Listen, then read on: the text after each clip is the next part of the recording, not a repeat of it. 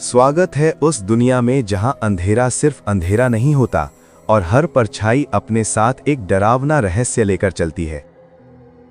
डरावनी कहानियों का अपना ही एक रोमांच होता है।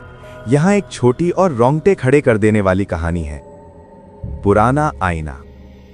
राहुल को पुरानी चीजें इकट्ठा करने का बहुत शौक था। एक दिन उसे कबाड़ की एक दुकान में लकड़ी के फ्रेम वाला एक बहुत ही खूबसूरत पुराना आईना मिला।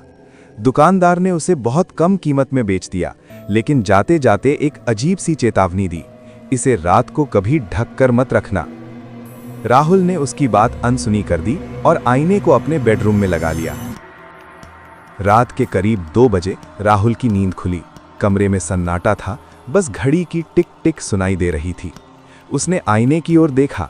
आईने में उसका कमरा बिल्कुल वैसा ही दिख रहा था जैसा था, लेकिन उसे लगा कि आईने के अंदर वाला राहुल थोड़ा देर से पलक झपक रहा है।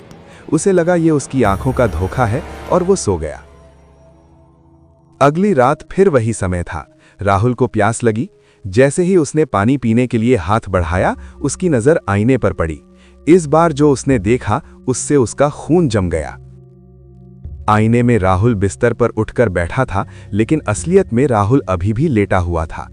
आईने वाला साया धीरे से बिस्तर से उतरा और आईने के कांच के अंदर की तरफ से अपने हाथ रखने लगा। तीसरी रात राहुल ने डर के मारे आईने को एक काले कपड़े से ढकने की कोशिश की। जैसे ही उसने कपड़ा आईने पर डाला, आईने के अंदर से एक ठंडे हाथ ने उसकी कलाई पकड़ ली।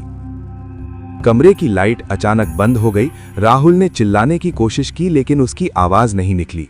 अंधेरे में उसे सिर्फ एक आवाज सुनाई दी, शीशा टूटने की चटक। अगली सुबह कमरा बिल्कुल साफ था। आईना अपनी जगह पर था, चमकता हुआ, लेकिन राहुल कहीं नहीं था। अगर आप उस आईने को गौर से देखते तो आपको कांच के पीछे एक धुंधली आकृति दिखाई देती, एक लड़का जो बाहर आने के लिए कांच को खुरच रहा था। और कमरे में जो राहुल तैयार होकर ऑफिस जा रहा था, उसके चेहरे पर एक अजीब सी ठंडी मुस्कान थी।